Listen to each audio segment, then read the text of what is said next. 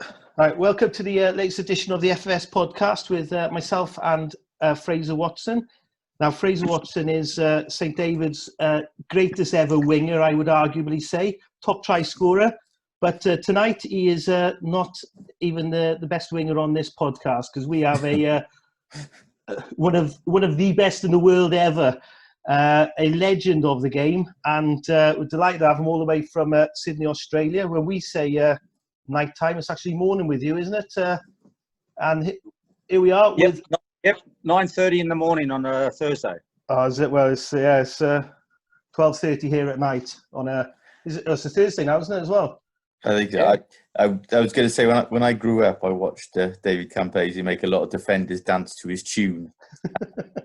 That's quite fitting now because no one else, so I'd still be here at 1:45 in the morning doing a podcast. But that's a long time ago. Well, I'd say, yeah, obviously we've got the Aussie legend with us, David Campese, and thank you for joining us.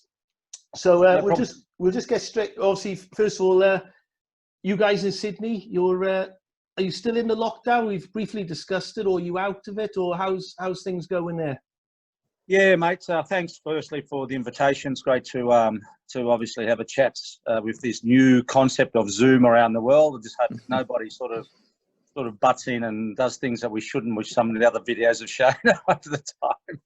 But it's starting to come out. I mean, it's quite ironic that for the last 12, 13 weeks we've been told what to do by the government, and we do it. Then you have protests and they can do what they like, and now there's a bit of a spike from some of the people who've gone to the protest. But that's okay. We've done the right thing.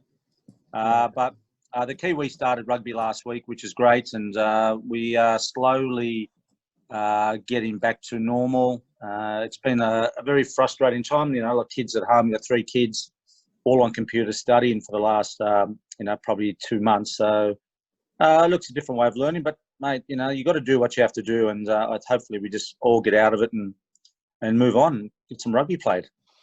Yeah, that's what we've got to do, isn't it? I mean, I think as well, you work-wise, I know you're doing some coaching and mentoring of people. I suppose, can you still do that, and perhaps the psychological stuff over Zoom, and be able to keep up with that?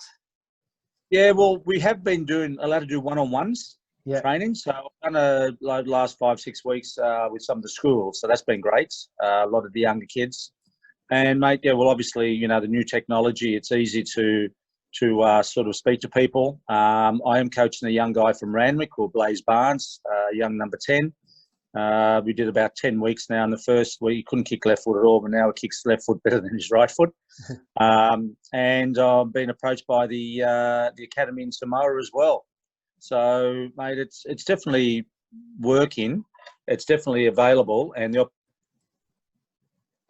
it's just one of those things that the opportunities are there. I've got a lot of knowledge, been around a long time, and really it's just frustrating, I think, seeing, especially in the World Cup last year, some of these players that they don't actually know what their roles are. It's very frustrating. So it's it's working, and I've just got to really try and get to the opportunity now to pass on my knowledge and get these young kids going to the next level. Yeah, that's great. Sorry, Finn. I was going to say, before we go back onto some of your playing days and against Wales, obviously we're down here in Wales. I watched your Campo's Corner the other night on Instagram, and I've been watching that, and you had Curtly Beale on, and really good and really interesting. And you seem quite frustrated with Australian rugby at the moment and the World Cup and where they are. And I mean, from our point of view, obviously over in Wales, when we were growing up, Australia were the kings. When you guys came over in '84 and the '91 World Cup, but then it's this World Cup. Looking in from other countries as an outsider, there seemed to be a lot going on in Australian rugby, and it just didn't seem to be happening. What are your sort of views on that? Geez, how long have you got? Well, I mean, it's quite interesting. I had Bob Dwyer on a couple of weeks ago as well, and Bob loves the chats. And we sort of talked about the style of rugby, at Randwick when Cyril Towers and all these guys came through, John Hipple and all these guys. Kenny Catchpole. and the style of rugby and where it came from. And Bob was saying it actually came from New Zealand. And when he played at Randwick, Bob was a flanker, and they wanted to play this style of rugby, but no one else in Sydney wanted to give it a go. So Randwick stuck to it, and it worked. Then I think we had Mr. Williams come out in the 70s to try and help pass, because the Welsh were the best at rugby back then, with the famous running rugby style that you guys played. Now it's been destroyed because you keep on getting these bloody Kiwi coaches who don't understand running rugby. They want to play their style of rugby. But anyway, that's another day. So yeah, it was quite one of those periods. Like, I come from a rugby league background as well, so watching rugby, going to play rugby, and watching and learning. And as I said, '84 was amazing. You go over there, you got every Saturday, Wednesday, you're playing games, you're playing against local teams. You had the whole village come out. That was what rugby's about. The long tours. We had a lot of young guys that no one ever heard of, and that sort of made a mark for a lot of players.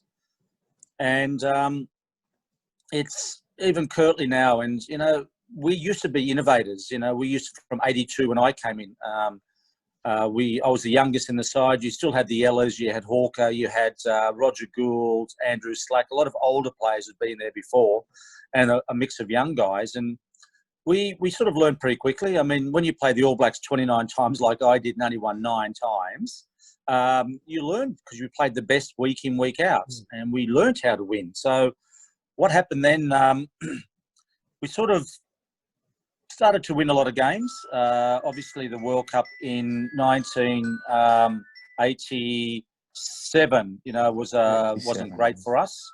And, especially losing the Wales in Rotorua, which I don't want to go back there.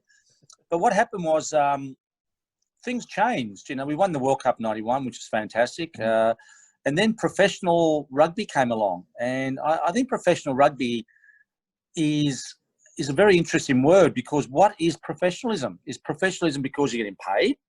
Does that mean you're a better player? Or what I looked at professional rugby was, to me, I thought I was professional well before professional rugby, because my attitude was professional. I wanted to be the best. I wanted to try things, and yes, they worked and some didn't. But that was, then if you think about it, we went from amateur one day to professional the next. It's impossible. All of a sudden, everyone's got to change their lives. And if you look at life now in general, like, someone actually pointed out something very interesting. You look at all the soccer coaches in UK, they do a real crap job. They get paid out. Then they go to another club and they still do a crap job. Then they'll go to another club. I mean, how does that work? As a rugby player, you cannot sack a rugby player. It's impossible. It's like if you go to your day job and the boss says, mate, listen, your performance is really bad. If you don't lift it, you're sacked. Well, you understand. But as a rugby player, you can play really poorly. They said, well, we're not going to play you, but you can go get transferred to another club. So is that professionalism? I don't know. So things happened overnight. And in Australian rugby, we had Rod McQueen, who came along, who was very, very pedantic. He didn't want to play any other style, very conservative. We won the World Cup. And after that, we went backwards because all the coaches came through, didn't want to have players like Chris Latham, who was a great runner of the ball, but Rod McQueen didn't like him because he didn't trust him, because he didn't know what he was going to do. The Joe Roffs. Curtly Bell now is struggling big time. And Quade Cooper doesn't get a run. So we've got all these fancy runners, but their coaches don't want to do it because their job's on the line, or they don't trust the players. I mean, we aren't innovators anymore. We are followers. We wait for the rest of the world and go, geez, that's a good idea. Let's go and follow. And the other thing quickly was the last 15 years has been no knowledge being put back in Australian rugby, because players like us, they don't want. We threaten them because we won. And, you sit there and frustrate the games. And my wife said, why aren't you watching? I said, well, if I did that in my day, the coach would have said, mate, you're not playing again. But today it's acceptable. The standards are dropped. And now we're 7th in the world, which I don't know what 7th means, because I was always 1, 2 or 3. Is it a fear of failure? The fear of failure amongst Australia's top players now on the side, Campo? Is that what contributes to it? Well, I think it's a fear of failure, but I think it's a fear of trying. They don't want to try because, I mean, you go and look at that beautiful Welsh rugby back in the day. The way they ran the ball, that beautiful try from the Barbarians in '74. Yeah. You have a look at that. That highlights, that's rugby. Now we've got these countries dominating. Okay, now this is what we're going to do in the scrum. It takes 5 minutes for a scrum. Penalties. Now they've got these new laws where it's like playing rugby league. You get goal line dropouts. I mean, that's rugby league. Why don't they make it the law? Basically, you want to free up the back line. You don't want guys running into a brick wall. Every guy in the back line, Eddie Jones wants, is 130 kilos, no skills, just punch the ball up. I mean, really, that's not rugby. And I think the new laws, even when you think about it, should be the thing that frustrates me. If you're in the 22 and you're attacking, you get 22 phases. Oh, okay, well, we'll go back because there's no advantage. I said, okay, basketball, you got 3 seconds to shoot in the circle. If you haven't got 3 seconds, you're gone. So why don't we make it? If you get an advantage in the 22, you got 3 phases. If you lose it, bad luck, play on. Make it a quicker game. They want it quicker, but they're not doing the rules that actually people want to enjoy, and it is frustrating. I'm interested that you used the term professional rugby there, because a lot of the noise coming over here is that the professional game in Australia is in a pretty precarious position. I know there was the News Corp's publications, which were pretty damning in terms of the financial position, excess liabilities in excess of 20 million and so on. How much concern is there for a sustainable future for the game in the top level at the moment? Well, it's like everything else. If you haven't got a product that people want to watch, you're going to fail. That's simple, isn't it? And if you have a look at our rugby at the moment, if you go to the World Cup last year, for example, we had the Rebels played the Crusaders in New Zealand and they lost by like 70 points. Okay. But in that back line, there was 5 Wallaby current players, 5. So how are they going to turn around a month later in a different jersey and play Super Rugby? It doesn't work. You've got to have consistency. In Australia, when we were the best, we had 2 teams, New South Wales, Queensland. All the good players played together. All the combinations worked. So when the test team was announced, you had Liner, Hoare and Little, all from Queensland. You had Far Jones and Tim Gavin was 8-9. Then you had the wingers from New South Wales. So you had combinations. Now, you get players from anywhere and they all just get thrown into the team and off they go. We've got total different style. We've had a big influence of Kiwi coaches in Australia, which don't work for us and never has and never will, because no one in New Zealand doesn't want an Australian coach. So why do we have these Kiwis? You had Kiwis. Because he's a Kiwi, you think he's the best. You look at the World Cup last year, how many Kiwi coaches were there? And they all play the same style. Yeah. We used to have unique style. You had your style. The French used to be unbelievable players, but they want to be like everyone else because the Kiwis set the standard and we follow the Kiwis. We've just been suckered into all this, and unfortunately it's sad because, everyone's got a different style. You've got rugby league players coming over to our game, running our game. They've got no idea about rugby, but they are, because they've been around the system, they must be good. Is it a reflection of too much emphasis on size, power, physicality in the game now, and not enough on skill and players expressing themselves? Are we getting obsessed with that? And the coaches? Well, I think, yeah. Well, we did a podcast a couple of weeks ago with Shane Williams, and I love Shane because he's small. He had a go. Yayan is the same. He wasn't that big. You got Brian Abana from South Africa. And then you had young Colby last year. Like, that was fantastic. Look at the Japanese wingers. They're not huge. But you look at most of the wingers are like 120 kilos. They all run. They're all islanders, and they can't pass. So, but that's what they want. We might as well go and play rugby league. But that's the coach's fault. Eddie Jones keeps on coming out now. Oh, we've got to change the game. I've gone, hold it. You're the one who started all this. You're the one who wanted our players to be big and punch it up. And pardon me.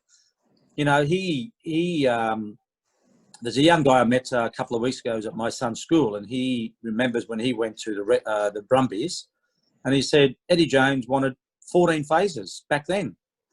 14 phases because that's how he wanted to play, and he does exactly the same with England. And then if you upset England, they don't want to wear their medal because they come second. So, it's ridiculous. Rugby's about enjoyment. People play the game because they love the game, and crowds want to go on and see the best possible players they can. It's about enjoyment. It is. I saw an interview a few years ago now. It was about 4 or 5 years ago when Eddie Jones took over in England, and you actually said on, it was an interview with yourself, and you said Cipriani will never play for England, or will hardly play for England if Eddie Jones is there, because I think you said Eddie Jones will bring you wins, but he won't bring you enjoyment, or something like that. Yeah. Which I think is. I mean, Gatlin did a great job for Wales, winning and brought Wales back, 3 Grand Slams, and you can't knock that. But he had his knockers as well from the way they played the game, wasn't it? Warren ball. I mean, if you were refusal to change as well. Yeah.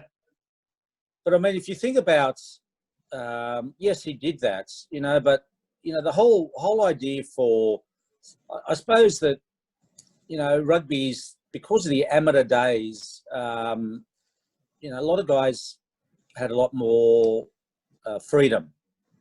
If you look at the World Cup, and if you look at the World Cup, everyone knew exactly how each other plays.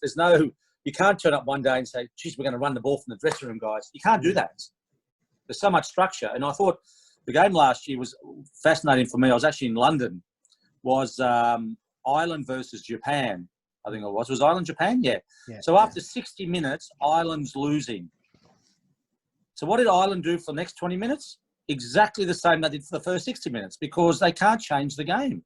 All they know is one way. Instead of being saying, guys, this is not working. We've got to change. Otherwise, we're going to lose. But they can't, because the coaches are so dominant. This is what you do. They know exactly where to be. I'm just doing an article. This guy's doing a sort of university study on flair and unpredictability. And he showed me a video of the Wallabies playing against England. And in the video, you see the ruck. It's about 5 metres out from the Wallaby line, about 15 metres in, 20 metres in. And then you see down the blind 4 Wallabies not even looking at the play. They're looking to get into the next position.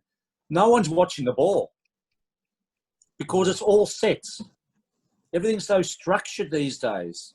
And that's the problem. The problem is you can sit there and watch a video.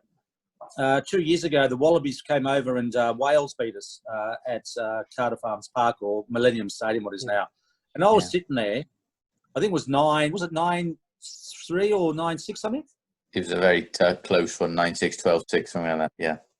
I saw Mr. Quinellan, and I said, mate, if I was a spectator, I would have said, can I have my money back, please? It was pathetic. Yeah. But because Wales hadn't beaten us for a while, it was a great game. But you know what it's like. Yeah, but I'm sitting there going, really? I said, I would not watch that, because I know what we did when we played. We wanted to win, but we wanted to play with a style of rugby that people wanted to play and watch. But now it's not about that. It's not about entertainment. It's about getting paid. You can play a real bad game. You still get paid. Next week's another game. Oh, we'll move on. And I just find it sad that professionalism brought that along to the game, because the players, you don't see the best of the players anymore because they're told how to play, and it's very sad. And that's why players like probably Cipriani and Quade Cooper and those players don't seem to fit in an international level, do they? Well, we've had an example who just retired here, haven't we? James Hook, from Wales, but see, the problem that the coaches have got to play. But see, it's like if you want to coach, you'll go in and say, this is how I want to coach. And you might have a say, mate, no, you're not going to fit into you've got to fit into my plan. Instead of saying, guys, go out there, make a decision. If you go and coach under 8s now, the coach says, don't do that. And I said, mate, if you say that to a kid, he's never going to try. If he fails, you say, mate, good try, but what were you thinking? Okay, well, look, there's a lot of other options. Next time, try something different. We need to give these kids the opportunity to try something different. But the coaches don't want that, because they're being taught a certain way. And some of the coaches I've seen have never played the game, but they tell the kids what to do. And I've gone, guys, they're 8 years old. Let them have fun. Yeah, definitely. That's very true. That is. So if you were still playing today, then, and the way the game is today, what international side would you look at and think that you would fit in best to the way they're being coached, if you know what I mean? Like, because the All Blacks? The All Blacks, yeah. Just being given the freedom that they still... Well, freedom, but also, if you have a look at... They've controlled rugby for many years, and the style of rugby, they'll just... For some reason, when professionals come in, the spiral pass became very, very... prevalent. Everyone wanted to spiral. They throw a 30-metre pass. It looks good. We did the small, short hands, through the hands, back and support and all that. So it was a different way of playing. But the All Blacks can do that as well. They can adjust, because they've got good skill set and they really focus on a lot of skills, You've got a 15-metre blind. They'll have 4 guys. They don't cut the pass. They go bang, bang, bang. And the defence pattern is all rugby league now. Fly off the wing and what guy scores in the corner. We used to do that. A lot of teams used to do that, but they don't do that anymore, because this is how we because you're professional, you've got to look a certain way, you've got to play a certain way. That's what people think professionalism is. I teach my kids, don't spiral. I said, why spiral? Kids can't do 3-on-2. They don't know what to do 3-on-2. They just cut a pass now. They've lost that innovation. They've lost that way of going, geez, if I run at you and then change my angle, he'll come across. I can dummy switch there. Kids don't even know what a loop is or a switch. But no one does it now. It's all these ball behind players and off we go. That's all rugby league. In 1984, we played Cardiff at Cardiff Arms Park. And it was the Wednesday game. And we had a move where the number 10 would throw the 12. He'd loop around 12, throw the ball behind 13 to the fullback. The referee penalised for obstruction. The pass went behind. Now you've got 5 runners in front of somebody. But that's okay. Yeah. That's okay because that's not obstruction. But how can I get there? No, it's not obstruction. So I'm sitting there going, rugby league's had a massive influence in our game. Pardon me. And that's, I think, destroyed our game because it's all about defence. It's not about attack. They spend more time on defence. You watch games where you defend for 15 phases. You get the ball. What do? Oh, we'll kick it back to them. And I'm saying, if you haven't got the ball, you can't win a game of rugby, really. So it's very frustrating. I mean, you say about defence. Obviously, they say defences are so much tighter now, and that first phase move off scrums and lineouts have almost gone.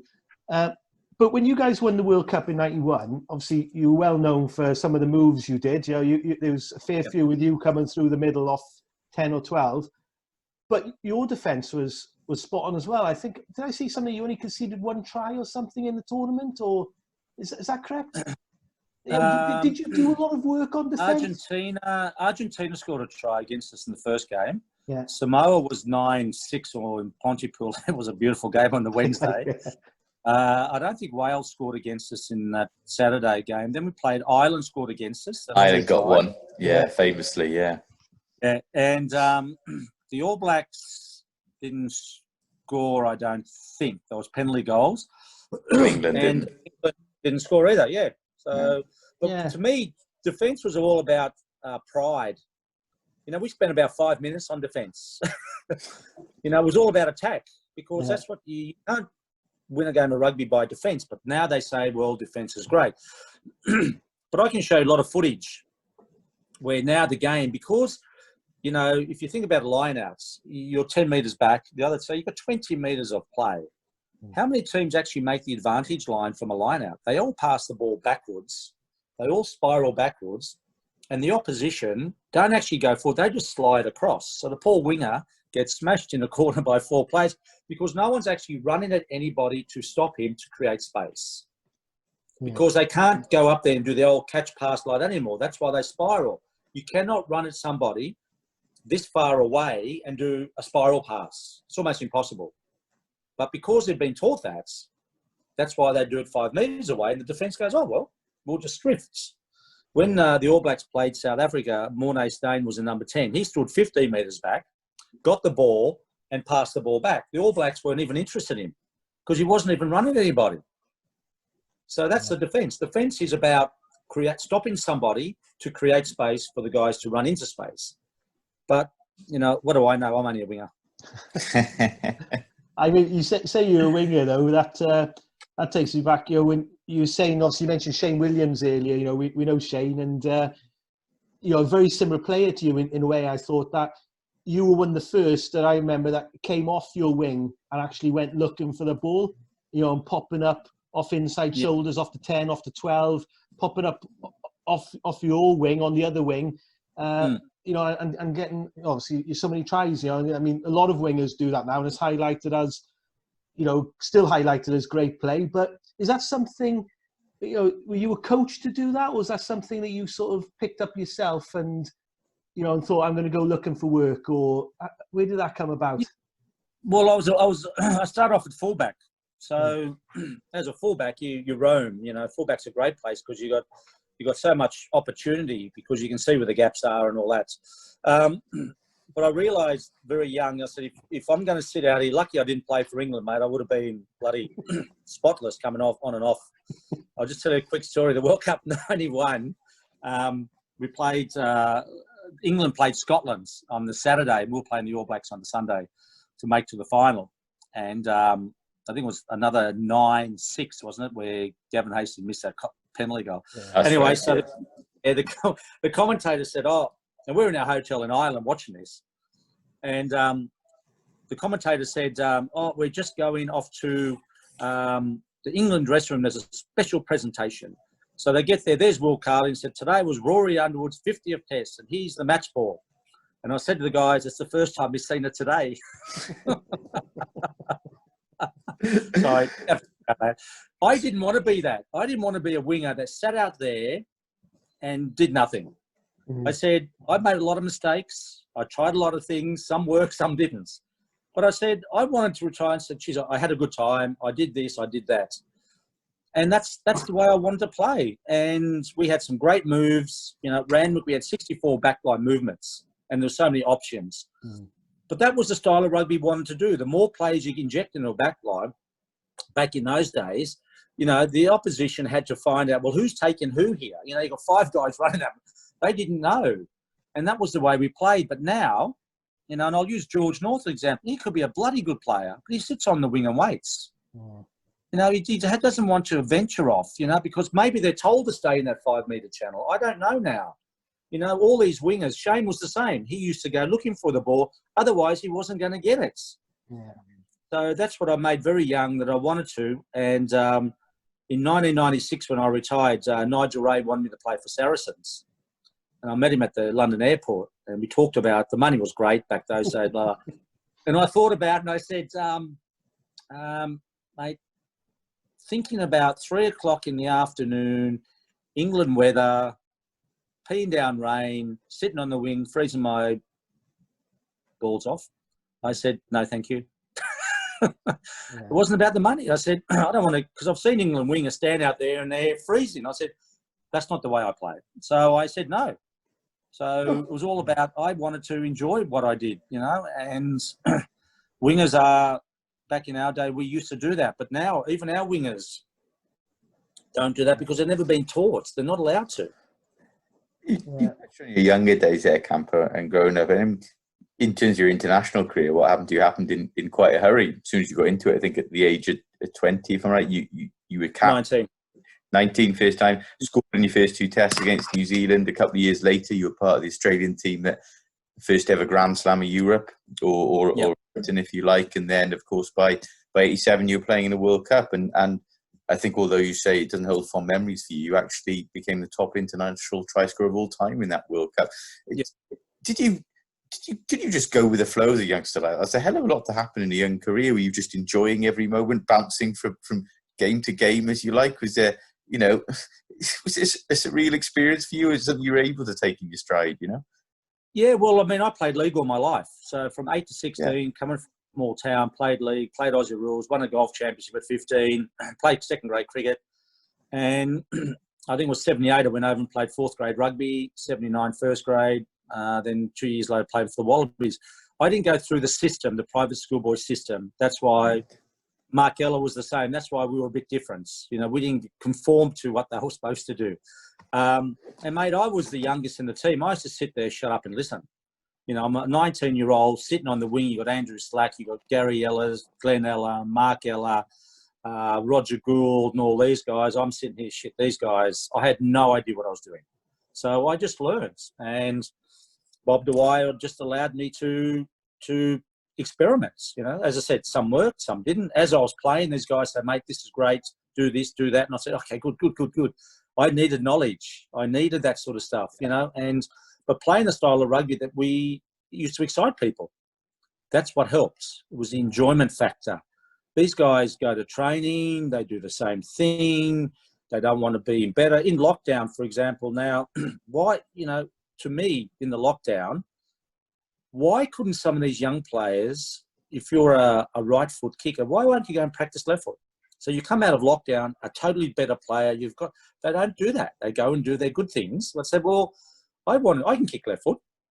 In Italy, when I played over there, my mate put me at number 10. So I'm playing against Nas Boita, I'm playing against Michael Liner, Joel Stransky, Frano Bodica. They're number 10s. I was playing against the best number 10s in the world, and I'm a winger. But I learned. So I could sidestep, I could swerve, I could do the goose step, I could kick right, kick left, pass. I mean, I used to play wingers like Rory Underwood was in and out. He couldn't kick and couldn't pass. So How easy would it be to mark somebody? George North, you know what he does. That's how you play the game. You got to sum up your opposition very early and say, right, if I let him on the outside, I'm in big trouble. So I'll stand a bit wider and make sure I get up close so he doesn't get around me. That's how we used to read the game. These guys go out there and it's just like robots running into each other. So I was very fortunate to play in a great era, and the money wasn't the issue. You know, winning Grand Slam, winning World Cups. Mate, I went to places, I met the Queen, I've been to places. I'm from a town of 21,000 people. All of a sudden I'm meeting, you know, going to Buckingham Palace going, well, you know, what is this, you know? So, mate, it was the best introduction to life I've ever had, you know, living so far. And you mentioned you brought up on rugby league there, and you touched on the influence rugby league has on the game now. I'm interested, you yourself had chances to go, in inverted commas, professional rugby league, both in Australia and I think in Britain as well. St Helens came pretty strong on one tour of Europe. Never tempted to make the switch at senior level, no? Well, because so many did. There was an era when so many did, especially from these tours as well. Yeah, but that wasn't about the money. That's Never. what I mean. No. I lived 6 months in Italy, 6 months in Australia for 10 years. You can't get that playing rugby league. Yeah, you know, sure. Jiffy did. Jiffy went across. A lot of players did. But I suppose, you know, a lot of guys just wanted to play international sport, and when they've had enough and said, oh, well, it's a bit of a time for a change. I mean, that's what their options were. They had options. There was an era. We had Brett Patworth go. We had Andrew Leeds. Michael O'Connor went, you know, because obviously they wanted different goals in life, you know. So it was. But St Helens offered me the money after I threw that past to Ian Evans, who scored in the British line. So they must have... But, you know, no, mate, you've got to take your chances.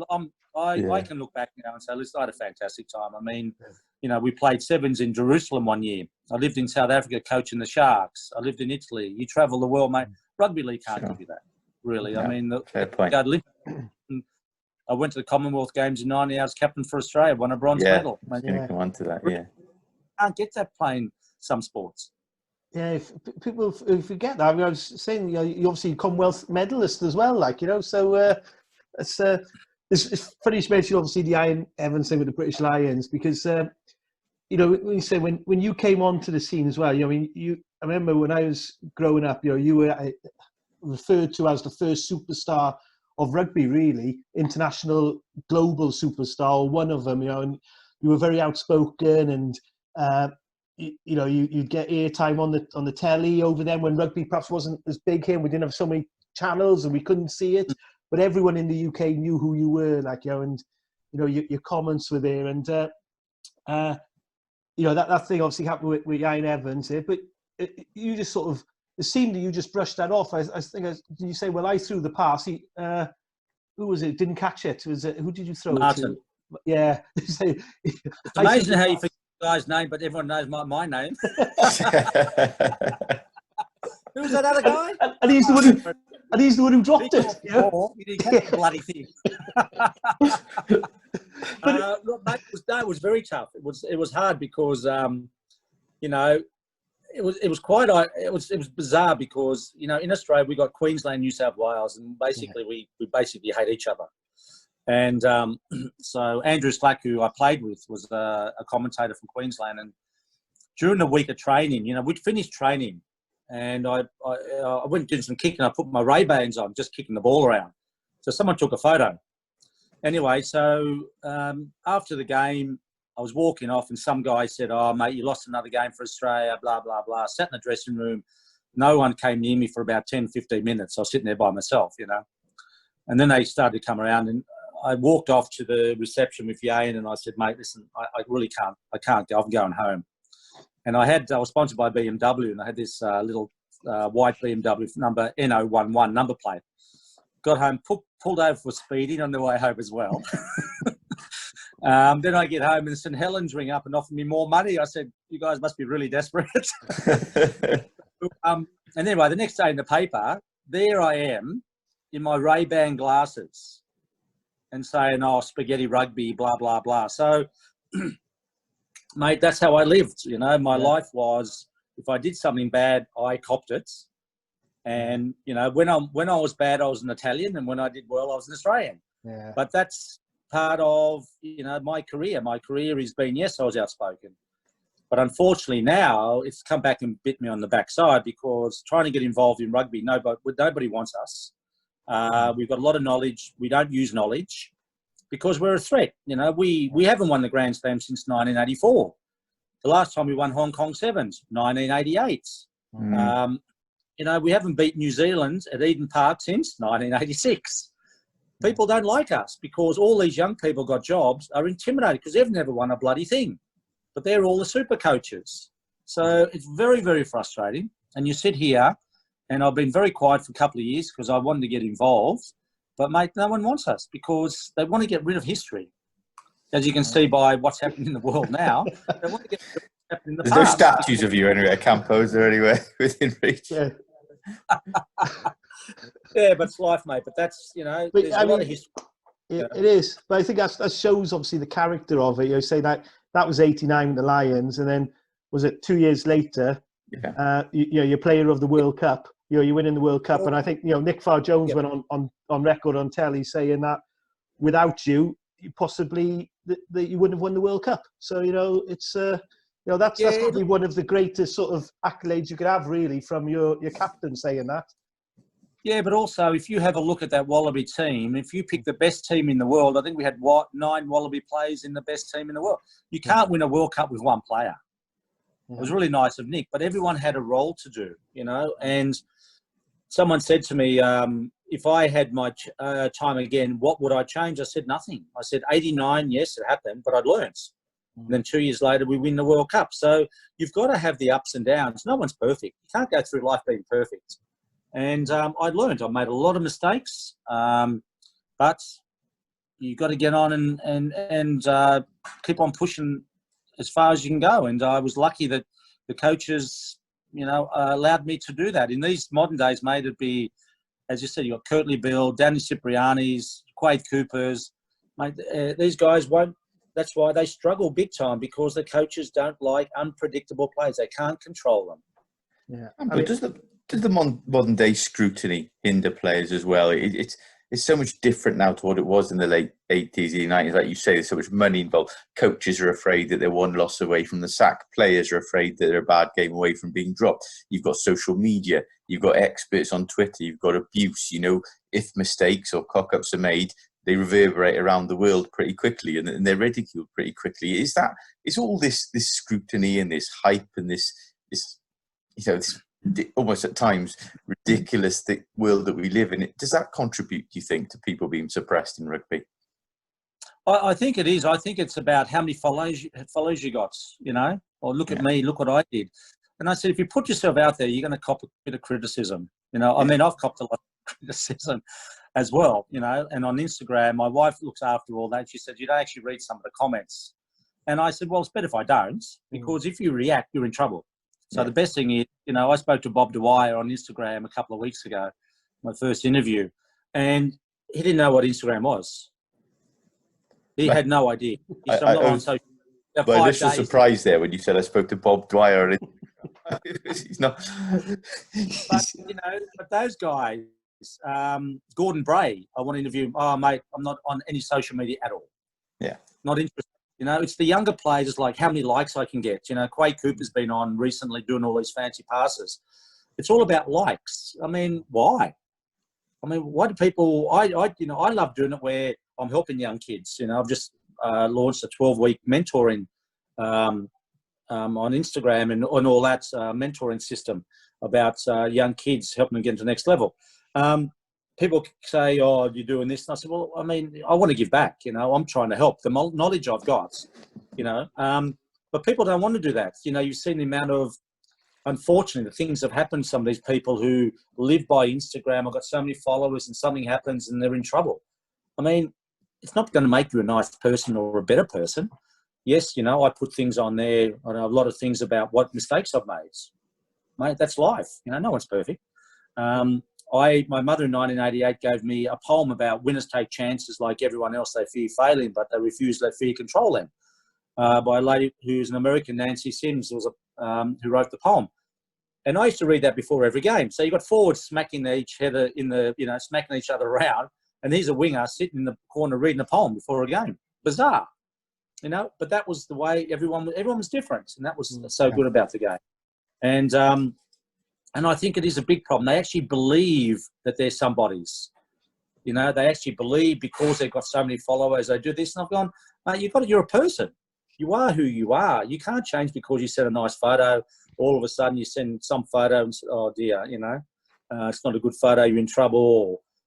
Mate, that is a problem. The phone is a problem, but you can still be your normal self if you want to, but you get caught up because you want to be like everyone else. Mate, sure. You've got to be an individual. Yeah.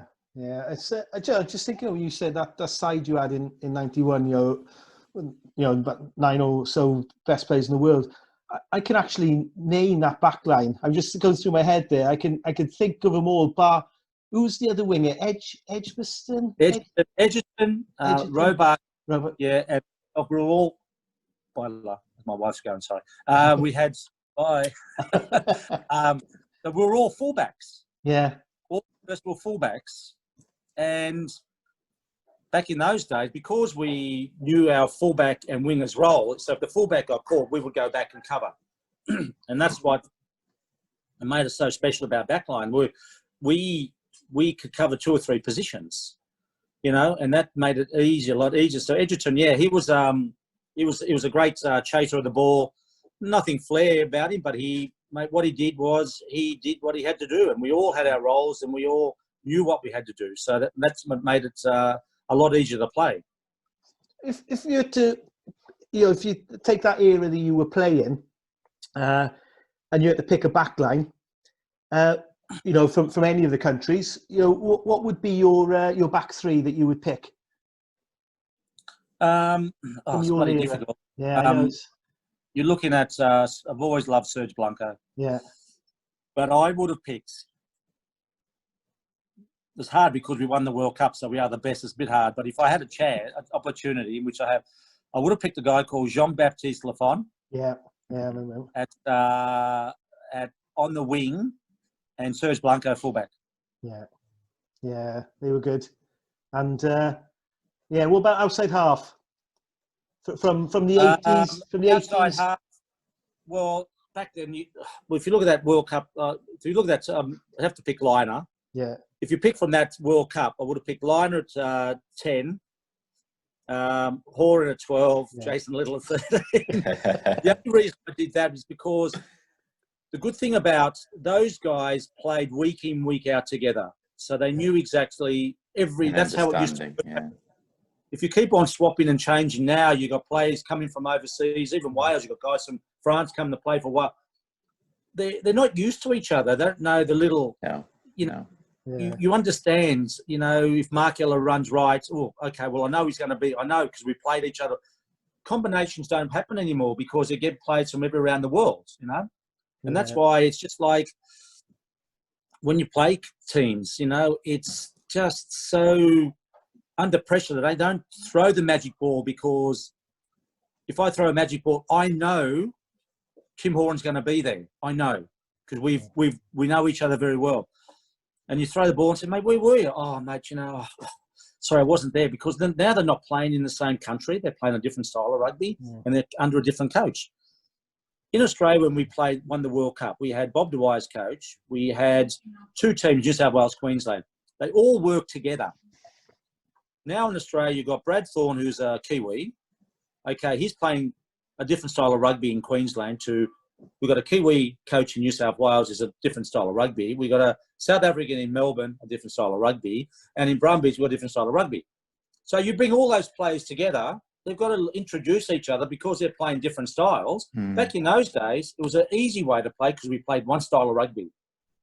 Then you can throw guys in and off we go. But now you can't do that. So that's where things have changed as well. The Kiwis have got 5 Super Rugby teams. They all play the same style.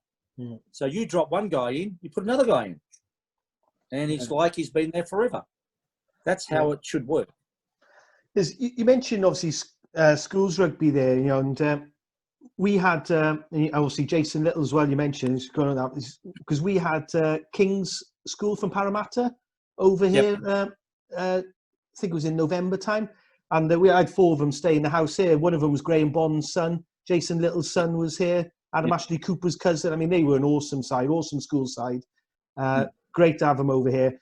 But I was talking to the coaches there, and they were saying that, where they would have a school competition where they'd have 30-odd teams in it, 5-6 years ago, they're down like to 6 teams in it now. That was just, the playing has dropped off, the numbers, which is something we're experiencing here in the UK, in Wales, and everyone is sort of saying, "Oh my God, it's a Welsh problem," but it appears to be mainly probably a world problem, really. I think it comes to the firstly, the kids have got no idea. It's probably different in Wales, but see, I've been coaching for 2 years in Australia, and I've been from Bundaberg to Perth, Melbourne, Townsville, Mount Isa, everywhere coaching. And after the little session, I say, "What's your name?" He said, "Oh, Johnny, what position? Number 10. Who's your favourite player?" Haven't got one. They've got no idea who plays for Australia. No idea. Firstly, you can't get the footage because it's all on Fox. And the style of rugby people don't want to watch. So it is very frustrating. We got rugby league here on TV every single week. We've got Aussie rules. We've got cricket. We've got football. We've got options. Wales is rugby, but now you've got football as well. But also, half the people got no idea who's playing for Australia because they're never available. We've got a competition here called Tas Week, which is up at Armidale, which is about 7-8 hours from Sydney. Every year, 1,200 12-year-old boys are playing rugby. I went last year, my son played, Owen Finnegan's son played, and Chris Layson's son played. This is a New South Wales. Not one Waratah turned up. 1,200 boys. Not one bit of promotion. Nothing. Zilch. They're too busy. All the superstars, no, can't use them. There's your problem. Yeah. We were there in Wales last year in November. Took a tour and we played in Newport. And we played a game. We went on the Friday night to watch, is it the Scarlet? No, what's the local team, Newport? The Dragons. Dragons, the region, yeah. Okay, went to Dragons. Firstly, it was bloody cold. It rains. And the rugby was boring. All they wanted to do was win. It wasn't about entertaining. It was about winning. Yeah. And I sit there and I go, "Geez, mate, it's bloody cold, I know." And all the kids, and the kids are watching, mate, they were bored because they want to watch something happen, And I said, you had the halfback from, what's his name, from South Africa was playing for, I think it was Worcester. And, mate, it was a kick fest. It wasn't about, it was just about, we got to win. We just have to win. We're at home. Don't worry about entertain us, win. And you go away there and say, "Oh, mate, it would have been really nice to stay inside a pub by the fire and all that." But you know what I'm saying? But that's what you've got to entertain people. And in Australia, because we've got these other codes, we have to entertain. Yeah. Anyway, so Jason Little's son, I think you said, was there. So I spoke to Jason about a month ago.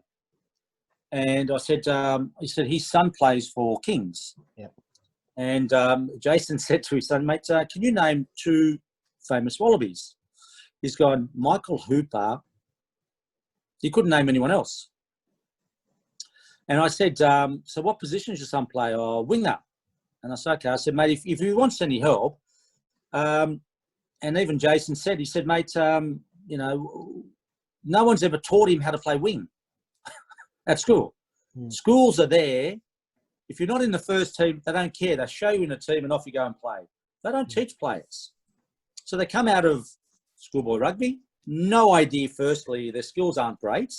Secondly, they've got no idea what style of rugby, and they all look the same. They're all big and strong and just run through brick walls.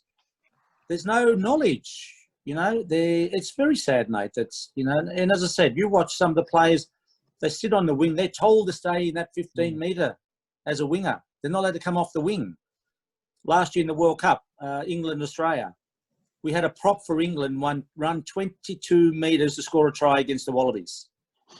Okay, the blindside winger's role is to cover.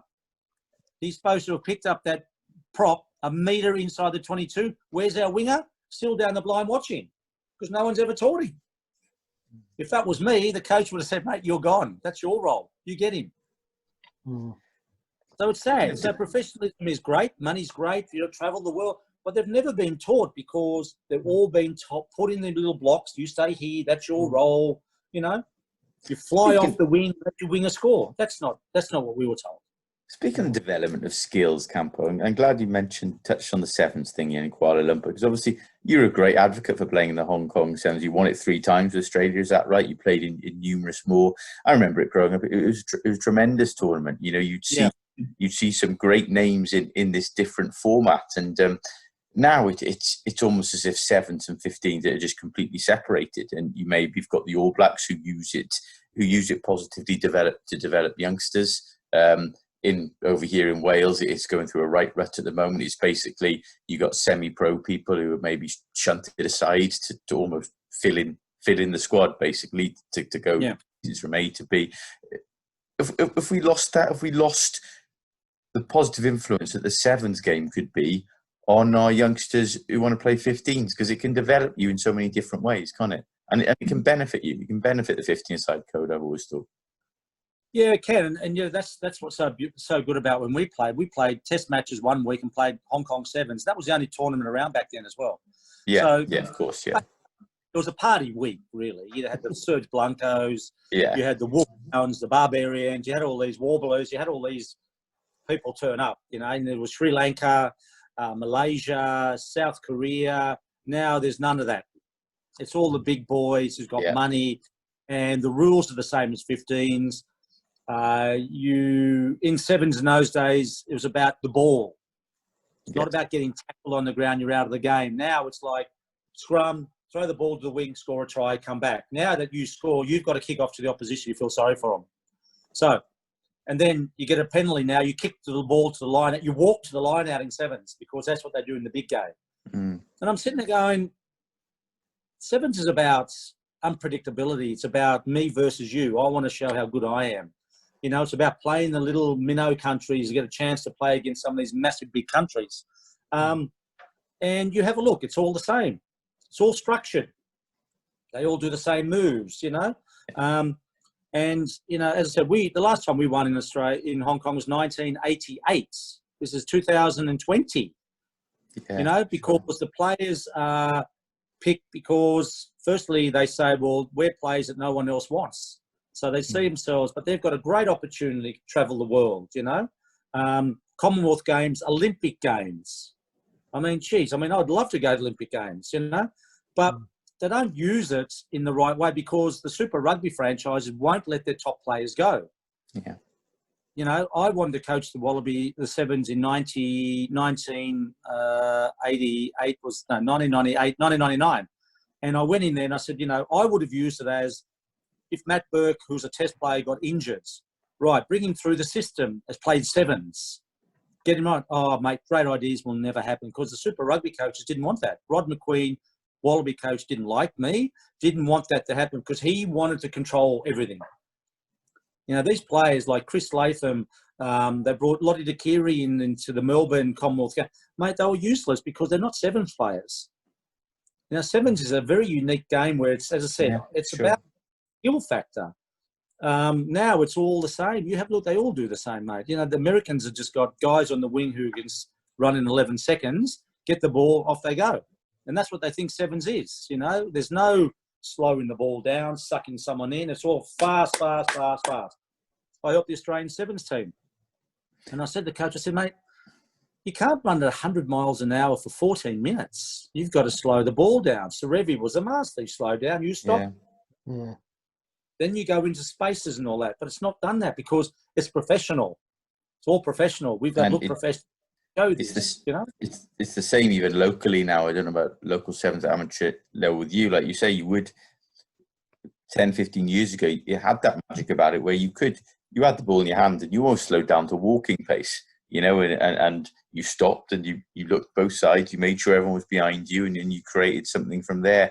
Even in the completely amateur games, a big shift now. You've got, even if teams will have 2 or 3 big runners in there, big lumps, who will charge and plug the gaps and make the breakdown, clear out the other team, run the breakdown, and maybe snipe around the breakdown or hit up again, and then just until they run out of defenders. And it's not fun. You know, I'm not a big guy, and I don't find it fun to play anymore. But also, but if you watch before the games, you know, the coach, we've just got to win those collisions. Yes. Mate, it's not about collisions. Yeah. You have the ball, they can't win. So why would you want to get tackled and lose the ball, really? So I've been helping, last year I helped some girls. And it's pretty big sport at the moment. And I went to New South Wales, had this blue squad that was up North Shore, Sydney. You got Phil Kearns' daughter playing. You had Matt Burke's daughter playing. Anyway, so I walked up and I said, girls, I said, rugby sevens is a non-contact sport. And they all looked at me in horror because they want to smack somebody. That's why they play rugby. It's contact. Because if you think about netball, you can't do that. And I said, it's about not getting tackles. And they looked at me like I was weird. They want to get the ball under the arm. And I said to my daughter, who's very good at hockey, we go and watch rugby. And I said, have a look at this. We went to watch the women's sevens and that. And I said, what they do, the women get the ball. As soon as they get the ball, they put the ball under the arm. And I said, what does that demonstrate? And they said, well, they're not passing the ball. I said, exactly. So why would you run like that? You actually saying to them, listen, I'm going to come and smack you because I've got the ball here. But they don't. I said, you've got to run the ball in 2 hands, because if you've got it in 2 hands, they're not sure if you're going to pass it. You're going to dummy, or what you're going to do. But that's a little thing that they've never been taught, because you know what? The people who coach have never played sevens in their lives. Yeah. They're a coach. You're the sevens coach. I want you to coach. You go and coach. But it's about getting the girls to understand the game, understand why run into 4 people or girls. Stop there, move the ball in the space if you suck them in. But you can't do that if you've got the ball under the arm. And that's what I mean. To me, it's about understanding the knowledge, passing on. You want these people to be the best possible players and understand you can have a lot of fun playing. You don't want to run into a big wall. How did you find your stint with Tonga Sevens? Tonga, yeah. It was great. I told him, I said, listen, it's there. You know, every country's got a different culture. The Welsh is the same, you know. And I said to him, listen, I'll come over before you go to the tournaments, because when you get to a tournament and you get in your huddle and you'll be speaking your language, I will have no idea. I know you've got different culture, so I'll go over there for a couple of days. We do the skills and do this and do that. And then they go and play, and you sit there and go, well, it's just pressure. Because they weren't used to that playing at that level week in, week out, they just didn't know how to handle it all some of the time. So, mate, it was very enjoyable. The guys were great. Yeah. But again, everyone's different. You know, if I come over to Wales and you speak in your language, I'd say, guys, you know, great, but I can't understand. It wouldn't be fair, you know. So, look, it was great. I actually enjoyed it. don't want us to coach sevens here because we've won, we're somebody's, and you've got an opinion. I mean, I find it's quite say that sad. anyway.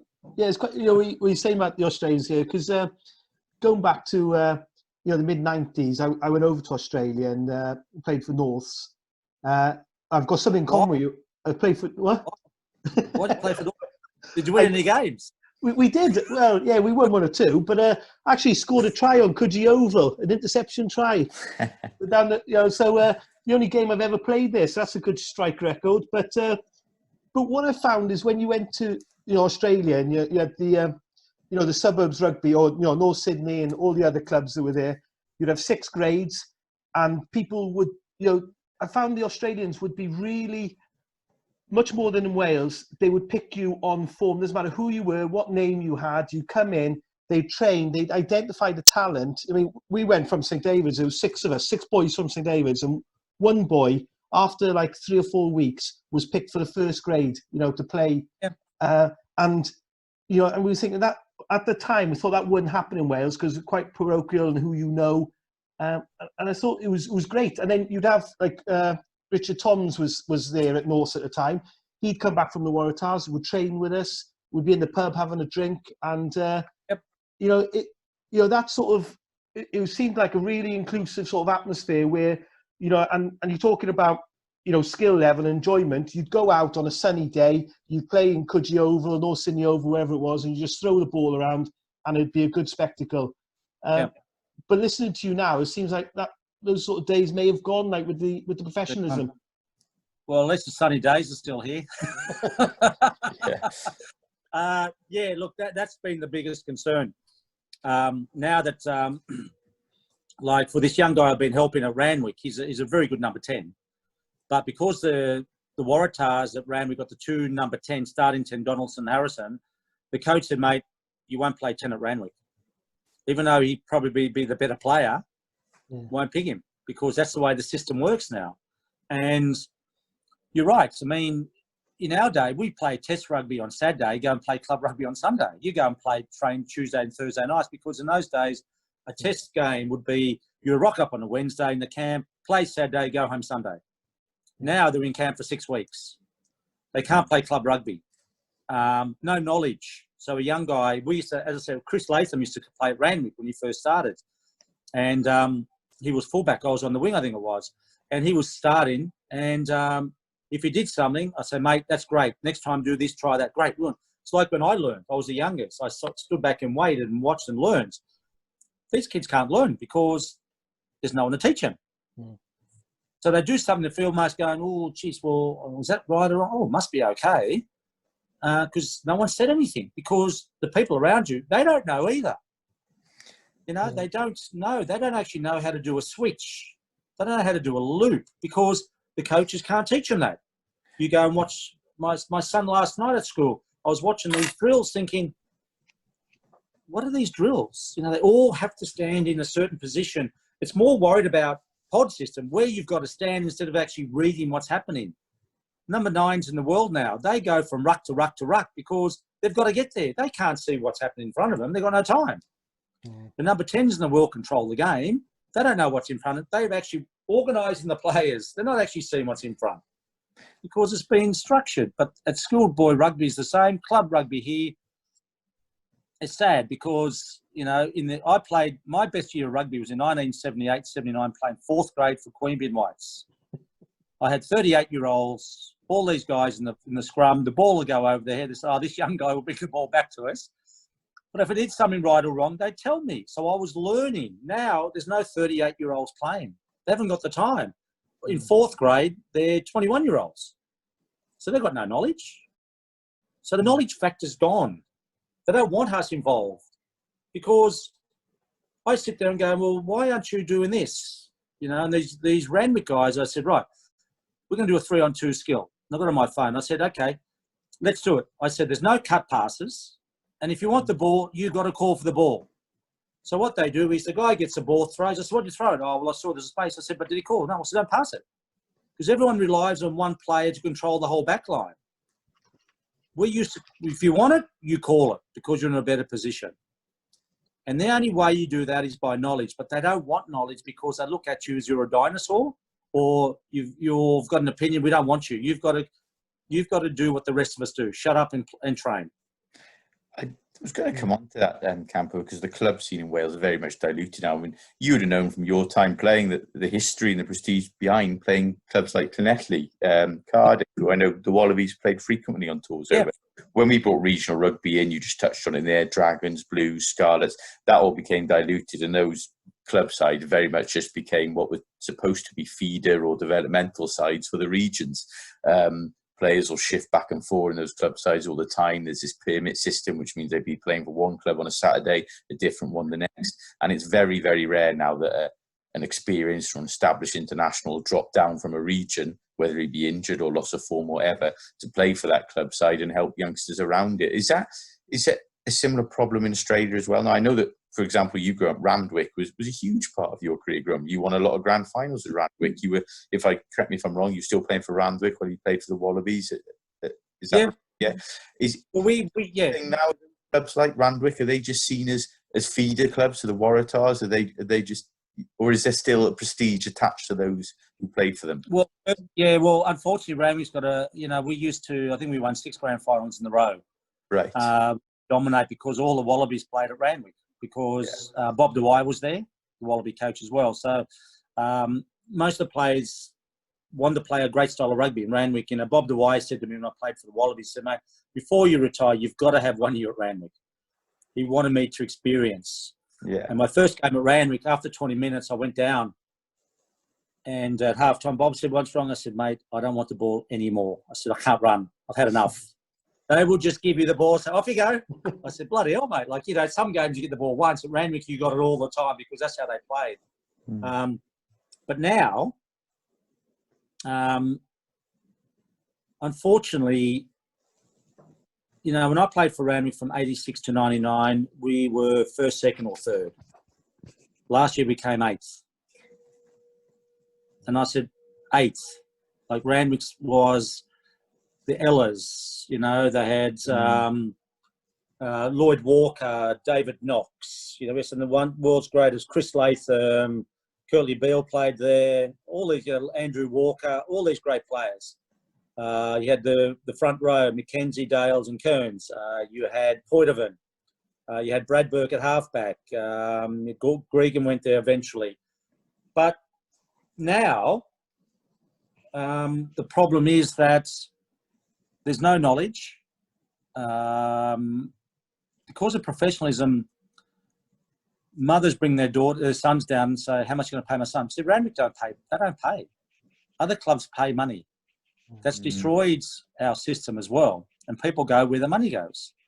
And I think what you mentioned is right. I mean, it used to be a feeder system. And, they used to laugh in the old days, said, if Randwick rugby was good, New South Wales rugby was good, the Wallabies were good.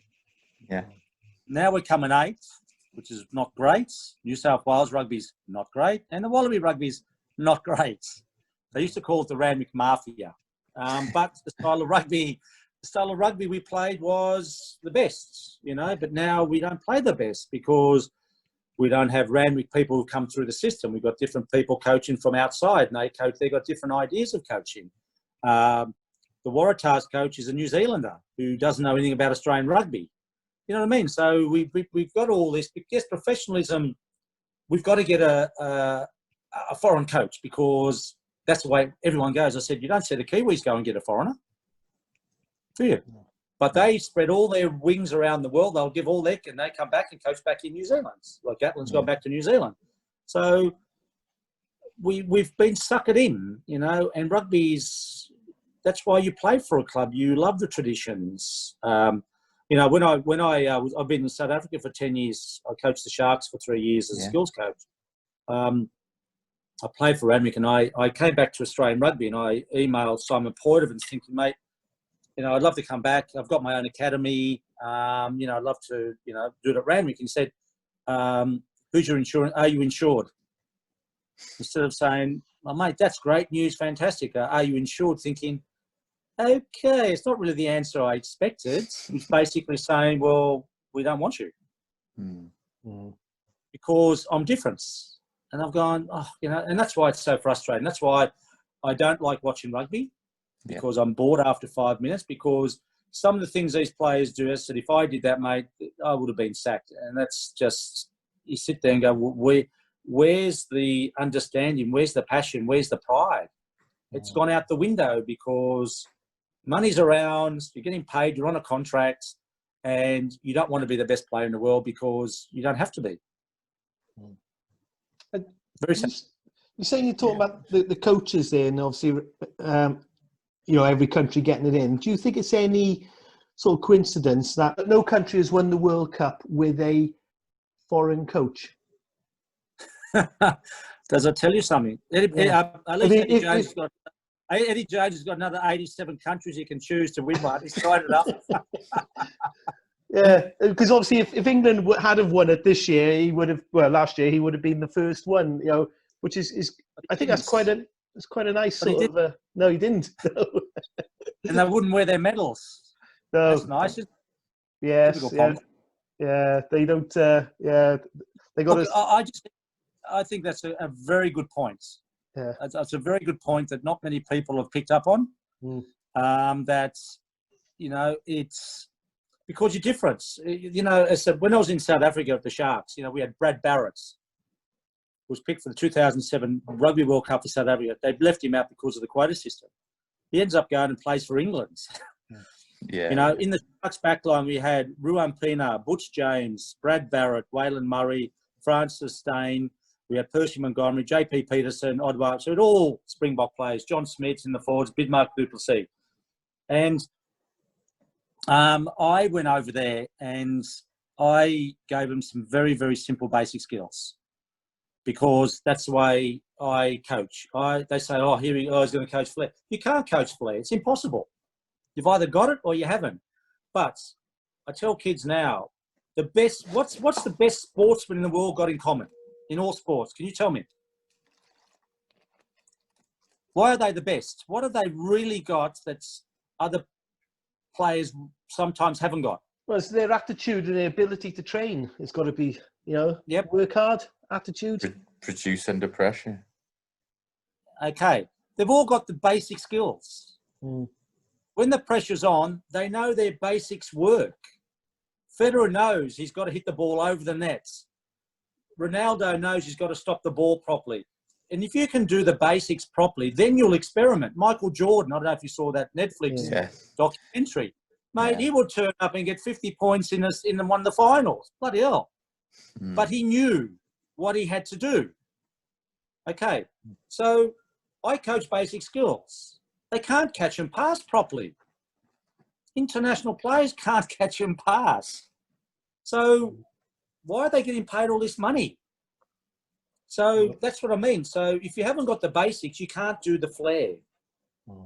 So when I went to South Africa, I said, guys, this is what I'm going to do. I said, just pass the ball down the line. Looked at me like I was a weirdo because they all love the spiral and all that. But we went from 2006, 2005, they finished 14th. 2006, we came third. 2007, we made the final. I'm not saying I did it, but we had a good team. And I just said the basics. And even Dick Muir, the coach, said, mate, he said, you are pedantic on basics. I said, yep, because under pressure, if you can't do the simple things, mate, it's impossible to do the hard things. But now they go out and want to throw a 30-metre pass. They want to do this. You've got foreign coach.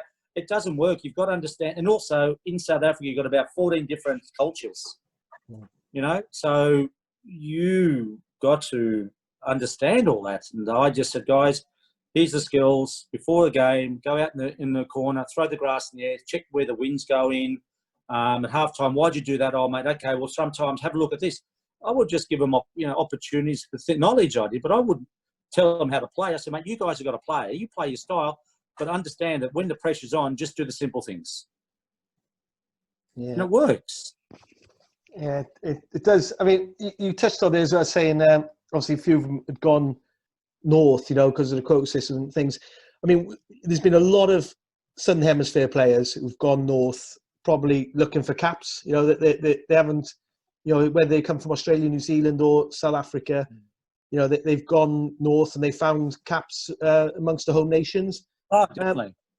I mean, what's your view on that? Now, can you think of, have any gone south that have turned up in Australia looking for a cap that have got him? No. I think again, professionalism. If you look at the Soccer World Cup, the FA Cup is the biggest competition in the world. All the players want to play there because they're playing against the best. But when the World Cup's on, they all go back and play for their country where they're born. But in rugby, we don't do that, because I know in Wales you've had a couple of players, grandfather down the track, and they found that they weren't really grandfathers or grandmothers, but they want, because it's not good enough in their own country. It's simple. They aren't good enough, so they go around the world and they're good enough. The French for years and years used to pick foreigners, but they had some unbelievable players. But professionalism changed that, because their French Super Rugby teams destroyed the French national team because they're all foreigners, all in key positions. And I remember going back to when I played in Italy, when I first went over there in '84. There was one foreigner per team, and we used to play. Then there was 2 foreigners per team, and then they opened it up. But and back in those days, there's a guy called Bettarello who was a number 10 who played for Rovigo. Anyway, so because there was only 1 foreigner per team, you had Naas Boita, South African, Joel Stransky came across, Frano Bodica came across. So what happened when the national team was picked? There was only 1 number 10. There was a local, so he got picked. But back in those days, if you look at the Italian soccer teams, you had Maradona play in Italy, Matteus played, you had Zola, you had who else? Another famous player. They all played number 10 in Italy. So when Italy would go to a World Cup, they'd pick Baggio. He wasn't the best number 10, but he was the only number 10 because everyone else was foreigners. So when you go, all these players come in to a different country, they take the key positions. So the locals don't get a chance. I remember coming over to Wales, must have been about, probably 10 years ago.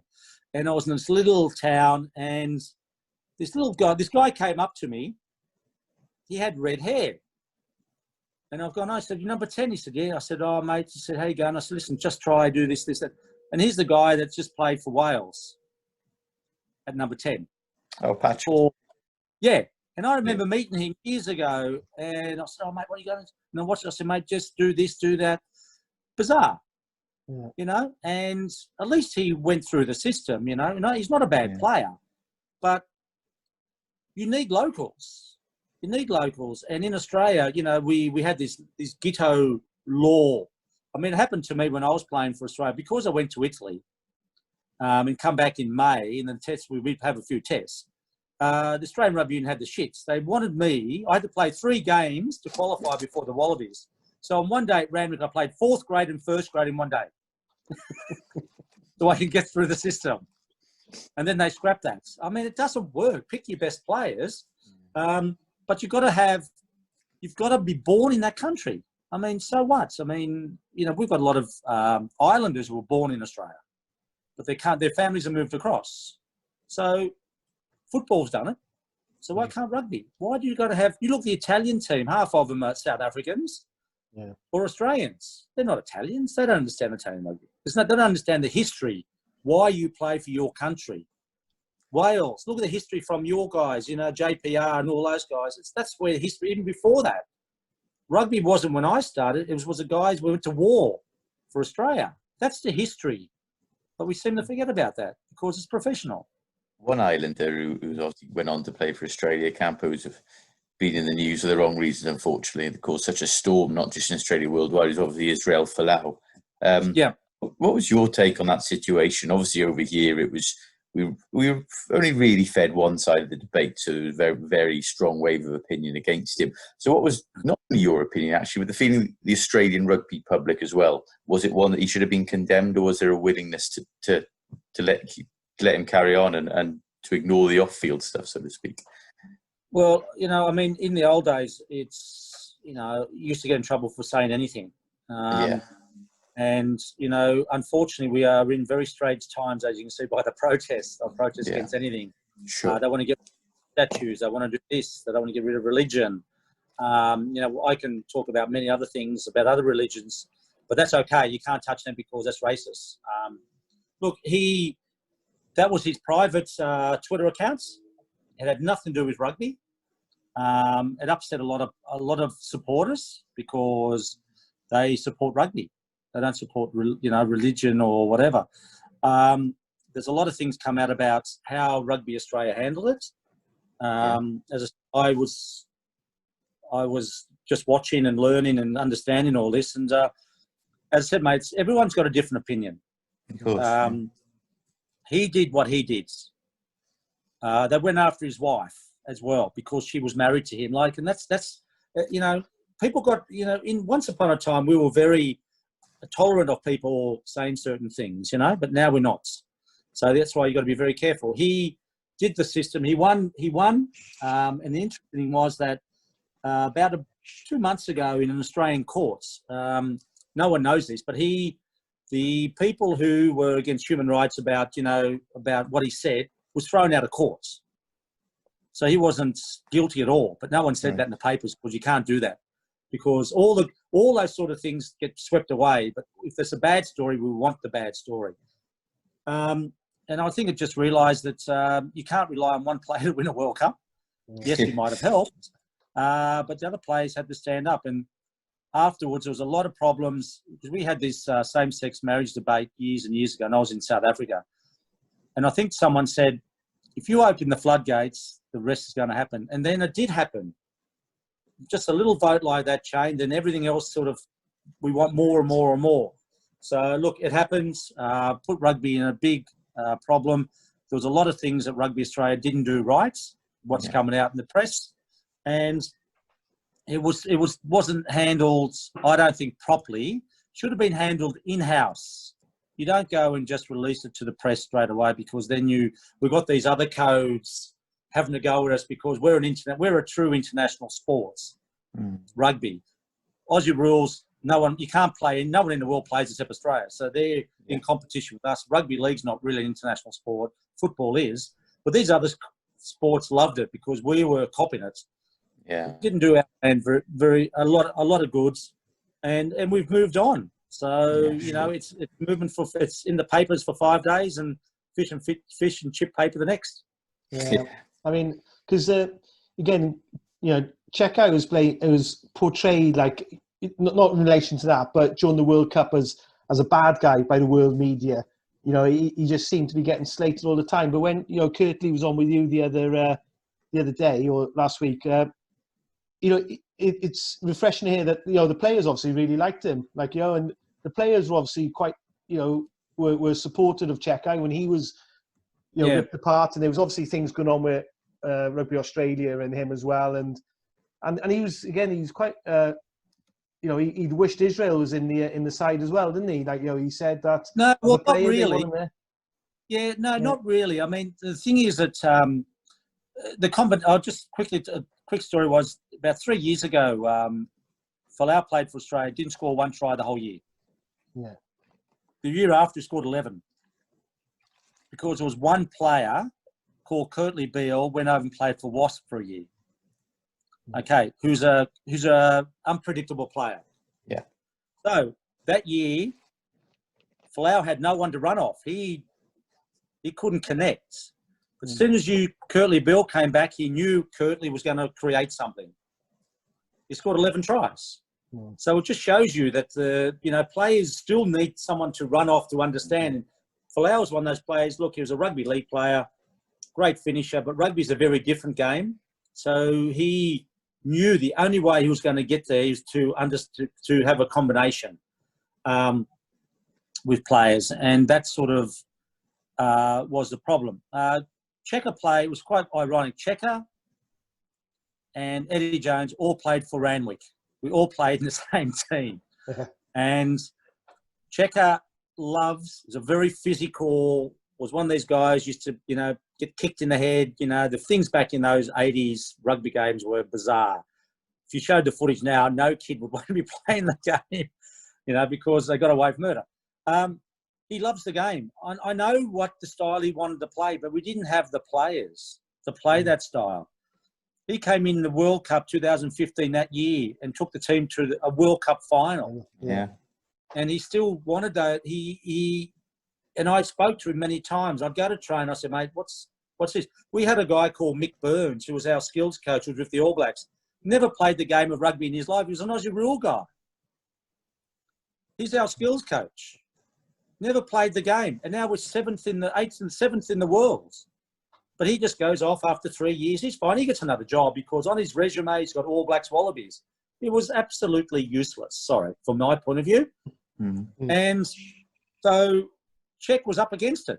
The players, Michael O'Connor came out in the paper, who was a selector, said he was worried about the skills. That's not Michael Czech's fault. We've got Super Rugby. We've got a high-performance units. Their job is to get these guys up to scratch. But our high-performance units still at Rugby Australia are still there. We're 7th in the world. Yeah. So things are not well. Why? So anyway, Czech was a very frustrated guy. And I just don't think he had the cattle. And if you look at the way we played, we were never going to go on our performance. We were never going to go any further because the players, no one stood up. No one stood up to be counted. And it's great that you can slap someone on the back but it's about going that extra yard, put in a bit more efforts and not going through the motion. So look, and the other thing now, one of our biggest concerns for over years is if you want to be a Super Rugby coach in Australia, where do you go to learn? You can't learn in Australia because there's no one to teach you. So you go overseas. Checker learn overseas. Eddie Jones went overseas. They all go overseas to coach. Anyway, so Michael Checker, in Australia, it's called the tall poppy syndrome. If you're really good at something or you're different, they don't want you. So Checker retired because he didn't like, Raylene Castle didn't like him. No one liked him. I would get rid of him. He's still in Australia. And I said, hold it. Why don't you go to Czech and say, listen, put our differences aside. We'd like you to come in as a high-performance coach. We want you to coach the younger generation how to be a world-class coach. Why can't you do that? No, we'll get rid of you. So we've got nowhere to teach. We've got no one. They all go overseas. They all learn different styles of rugby. They come back here because that's how it works. Mm. We work that way. We think, we're going to get a miracle coach to come from somewhere. It doesn't work that way. You need someone in Australia to teach. I always get in trouble. The way Australians love to play. We're unpredictable. We're innovators. We had skills. We could, anticipate things. We can't do that now because we're like everyone else. Mm. And that, for me, is very, very frustrating. And that just shows that we haven't got a vision for the future. We haven't got where we're going to go. Brad Thorns will probably go back and coach in New Zealand because he's a Kiwi. You know what I mean? So we need, Penny's he's a Kiwi. He's not going to coach in Australia. We've got Dave Rennie coaching in Australia. He doesn't know about Australian rugby, but he won't want to learn about Australian rugby. He'll come in and coach his rugby, not our rugby. You know what I mean? Everyone's different. That used to be ironic, used to be fantastic about playing England. You knew England would play a certain style, or the Welsh. 1984 Grand Slam before the game. Bob Dwyer said you attacked the Welsh at their strength, and their strength was their scrum. Right. Eddie Butler played a test match, hadn't played for 3 weeks. Right, let's go down the blinds. Let's exploit their weaknesses. Even though we had a pushover scrum. So if you destroy the scrum of Wales, they're gone. And we did that. Now, you just turn up and play. Everyone plays. They don't try and find out their weaknesses or strengths. We just got to play. Everyone's got videos. They all know each other. There's no difference. And that's what for me, yes, I might be whinging, but I just like, I want to watch a style of rugby where you've got some fantastic players. Allow the players to play their style and you've got 70,000 people at Millennium Stadium. The score's 9-3. Really? And this is 2020. Yeah. Really, you need these guys to entertain. Can you imagine if you scored 5 tries to 3? The crowd would have gone, mate, that was the best game of rugby. Yeah. All it's about is winning because we haven't beaten you for 12 occasions. That's that pushover try you scored in 1984. I do believe, I've heard it before in a quiz, is that it was the first ever pushover try against Wales in Campo. Yeah. That's another fact there, full of it. But you go back to that sort of time, and obviously, Wales and Ireland. I'm Irish by birth. I moved over to Wales. Wales and Ireland struggled sort of around the early 90s. For consistency, they'd have some good players, and they'd have spirit and heart, but they lacked a lot. But in '91, it was heartbreaking. That was in the World Cup. Australia, Ireland. Gordon Hamilton scored that try, and I think is that what comes from having a strong side, a team together that just knew what they were, didn't panic, and you were losing to Ireland in the quarterfinal, and then you silenced that crowd. Like, can you remember that? This is a bit of a personal thing for me, really. But can you remember the sort of? Did you think you were going to lose that game, or did you just? That'd be silly. Why would you think that? No, I remember. No, it's interesting because I remember my first time I played Ireland was 1984. Yeah. We played England one week on the Grand Slam. Then the week after we played Ireland. And the thing we were playing really good rugby, but then we realised, like, all the other times I played, I said, Ireland are a team, you've got to get at least 20 points in front. Because if you don't, they're a team that'll actually can upset you. They will never far away. They get down and kick a goal, you get their score a try, they get down and kick a goal, and you realise you're only still like 3 points in front, but you're dominating the game. So in that 91 game, the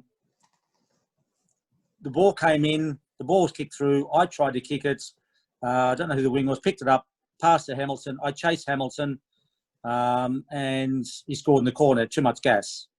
The guy ran on the field, patted Hamilton on the back, the crowd goes ballistic.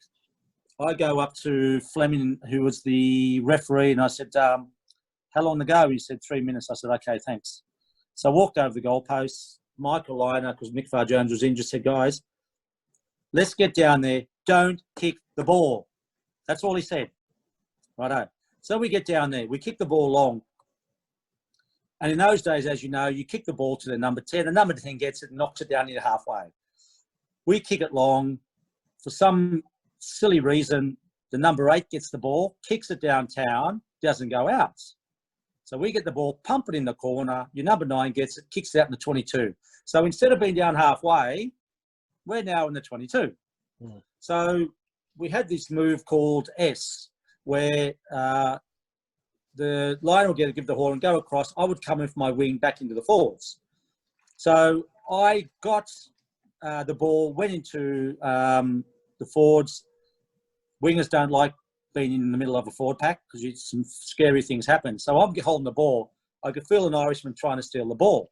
So I stayed in there, and because we had forward motion, we're inside the 22.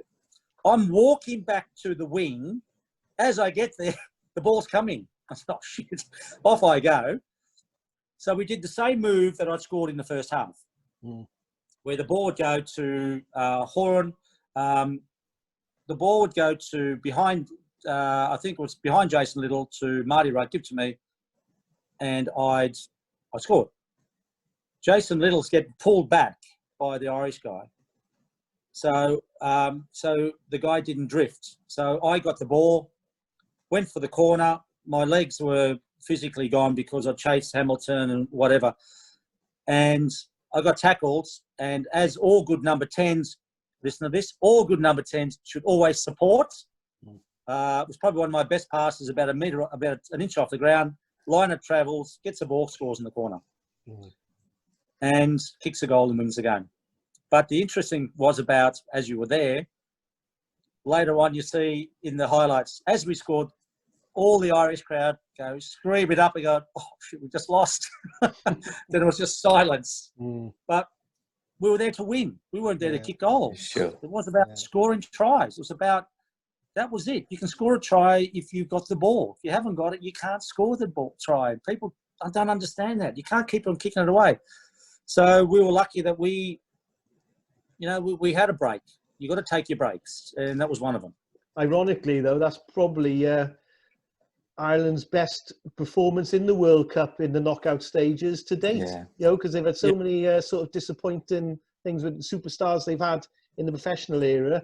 That was probably the one of their best performances. But they still lost. But that was that was a moment I still can't watch really. Well, it's we went on tour in '96. Just quickly, my mother, she's got an Irish name. She's a Murphy, so I've got Italian and Irish in me, which is very strange. Anyway, so we went on tour in '96, and she came along, and we were in Cork, and I think that's where her heritage comes from. So she got in the lift one day with me, and the door opens. This other guy comes in and starts talking. He said, "Oh, hello." And said to Mum, "Well, what are you doing today?" So, "Well, I'm going off to the cemetery." And said, "Why?" I said, "Well, I wanted to find out my heritage." And said, "What's your name, Murphy?" He just laughed and said, "Good luck."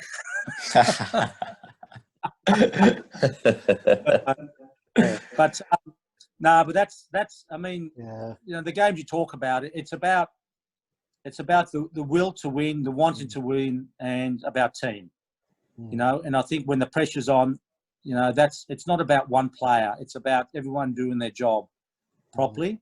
And as I said, we're very fortunate to have a great team and a great setup. I mean, that was that game as well. The start of it. You had Phil Matthews sort of spitting on his fists and going like that, and they ran straight for the Aussie pack to obviously to give him a few clouts, and then you had Willie Offer and Gower. No. I mean, he's the quietest guy you'll ever meet, but you don't ever pick a fight with a Tongan. No. And all I remember seeing there was Phil Matthews holding his head and Willie Offer and Gower to give him a few clouts, and I thought, that didn't go well. Well, it was interesting. In '87, we played Ireland in the World Cup in Australia. They tried exactly the same thing, but this time they tried it on Nick Farr-Jones. Yeah. So obviously they're very slow learners. Yeah, that could be well true. Yeah, definitely. That's great. That is.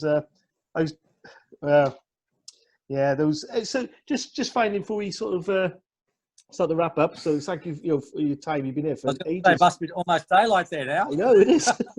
Waiting for the sun to come up and then I'm going to work. Yeah, I got to put this out soon. Give me a number. I'll give you a call at 6 o'clock your time. See if you're out of bed yet. But we go back to just Wales. Just finish off. What's your best moment with Wales? Sort of one that stands out. The good parts or the bad parts? Well, any abiding memory. Abiding memory of Wales. I've got a couple of good ones. 84, we played Wales, and that year in Canberra, where I come from, Queensland, was a guy called Rob Ackerman. Yeah. And Wales, I think the year before too, used to send their scouts out to come back and report, this is what Australia's doing. Anyway, I remember playing for the Queanbeyan Whites against this Team West, and every time I passed it, these big buffhead used to just absolutely smash me. And I was getting pretty fed up with this, but I was only a skinny guy. I didn't do it. I wasn't a fighter anyway. So when we go to Wales, there's this Rod Ackerman. And after the test against Wales, we walked into the function. I was with Alan Jones and Michael Liner. And Rod came up and said, "Oh, mate, congratulations today, but I didn't think your backline was that good." And Alan Jones gone, "Excuse me, what was that?" He said, "Oh, no, I don't think your backline was that good that day." So we just sort of, just walked off and whatever. Anyway, so in the Barbars game, I got the ball from about my 22 and I headed off down the field. And the person in front of me was Rod Ackerman. So I zigzagged back and forward, back and forward, back and forward. And Rod Ackerman was the guy who copped all the crap. Yeah. And remember that? I do remember that try, yeah. That after that, Rod Ackerman went down and sort of must have been dizzy or something and got the doctor. And so we basically said, and Alan Jones kept on saying, he said, and this Rod Ackerman said, so in the game, Campo did this and that. So basically it was payback. You don't say stupid things like that. And I said, no, when he went down, he was asking for a discipline because he didn't know what was happening. But that was one incident. And the other incident was when Jiffy came back from rugby league. It was 1996, my last test match. And I went up for a bomb and Jiff came through, did the old rugby league elbow, almost knocked my bloody head off. And after the game, I went up to see him, and you can see us both laughing. Yeah. Because, I mean, that's what rugby's about. You know, he almost tried to kill me. I said, what were you trying to do? And we had a good laugh. But, mate, it's always, that's the good part of the rugby. You know, after the game, you all get on with it and have a good time. And but after the Barbarian game, I think I scored my first try, actually, in '88. And I got a standing ovation. And on the way after the game, one of the journalists, the only place he could interview me was a telephone box because there were so many people out. He said, "Oh, mate, we're going to have a couple of minutes here." But, mate, yeah, it's always good because they love rugby. And that's why I always played well, because they wanted people to entertain them. And was part of what we did. We entertained the crowds and they loved it. Yeah. A final thing from me, Campo. You made your ethos on rugby very clear. I think you've spoken brilliantly today, and you made your frustrations very clear as well. But realistically, is there going to come a time when rugby takes stock and thinks, hang on, maybe we do need to change our format here. Maybe we do need to bring these ex-professionals back in. Maybe we do need to look at a different style of playing, start teaching these kids a different style of playing and realising that we can entertain and be successful? Or are we far too deep into the rut that you think we're in now?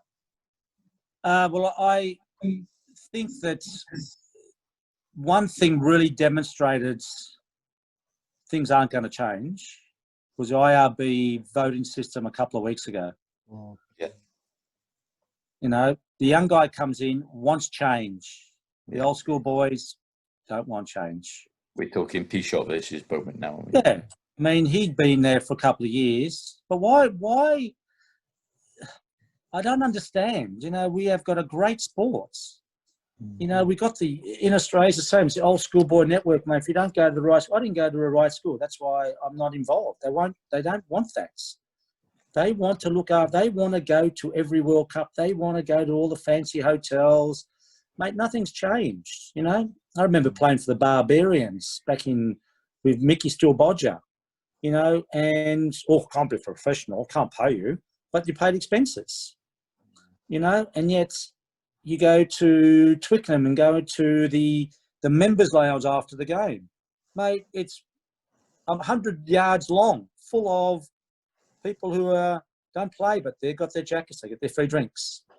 You know, and it's frustrating. Australia's the same. You know, I went for the Waratahs job last year, and we had a Kiwi CEO, and I went in there and said, listen, I'm sick of losing. I'm sick of watching losing. I said, we need to play a style of rugby that's ours so we can entertain people, bring them back. And I told them, and they came back and said, you haven't got enough experience as a head coach. So they go and get a Kiwi. Anyway, so we've lost 3 out of 4 games. But anyway, don't worry about that. But it's frustrating, mate. It is very frustrating. I think it's too far gone. Because they don't want to lose. They don't want to lose the power. You know, it's their rights. You know, club rugby is about enjoyments. It's about bringing the young. School rugby is the same. In New Zealand, for example, there's one school. Their school budget is bigger than the Chiefs' Super Rugby budgets.